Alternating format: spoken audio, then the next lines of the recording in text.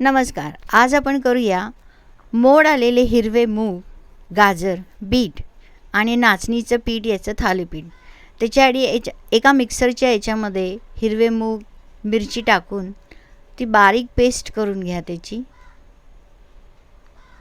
मी 2 लाल मिरच्या खोडून टाकल्या, 1 गाजर घेतलं आणि 1 अख्खं बीट घेतले. आता हे मिक्सरमधनं काढल्यावर असं पीठ झालेलं आहे त्याच्यामध्ये मी 1 अख्खा गाजर किसून टाकला आहे आणि 1 अख्खं बीट. आता याच्यामध्ये मी ॲड केले आहे 2 मोठे चमचे नाचणीचं पीठ. नाचणी ही सगळ्यांना माहिती आहे किती पौष्टिक आहे. त्याच्यामध्ये ॲड केलं 1 चमचा मीठ, 1 चमचा हळद, थोडंसं तिखट कारण की ऑलरेडी आपण मिरच्या टाकल्या, थोडंसं ओवा टाकला, धणे जिऱ्याची पूड टाकली आणि 1 चमचावर तीळ. एका तव्यावर थोडंसं तेल टाकून स्प्रेड करून हे जे आपण मिश्रण केले आहे ते थापून घेऊया.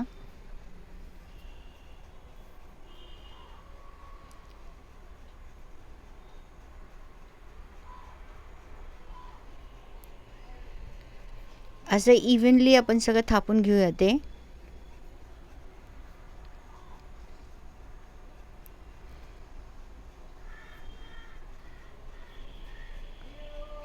थापून झाल्यावर त्याला आपण 5 असे होल्स करूया जेणेकरून वरतून आपण तेल टाकू शकू. आणि त्याच्यामध्ये तेल टाकूया.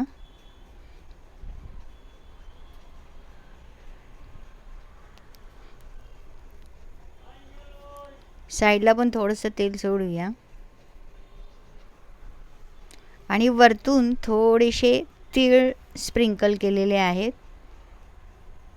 ते दिसायलाही चांगले दिसतात आणि जेव्हा ते भाजून होतात तेव्हाही चांगले लागतात. आता हे वरचा भाग झालेला आहे.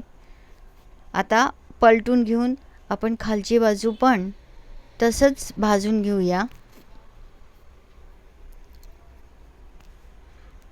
आता थोडंसं कोरडं झालं आहे खालचा भाग म्हणून त्याला आपण थोडंसं तेल लावूया.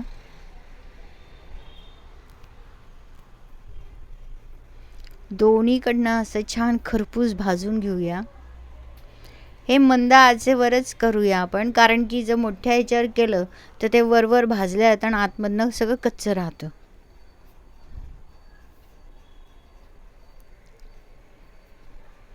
तयार आहे आपले नाचणी, मूग, गाजर, बीटचे थालीपीठ. सर्व करा मेयोनीज बरोबर किंवा टमॅटो कॅचअप बरोबर.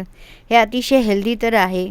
व्हिडिओ आवडल्यास लाईक, शेअर आणि सबस्क्राईब करा. धन्यवाद.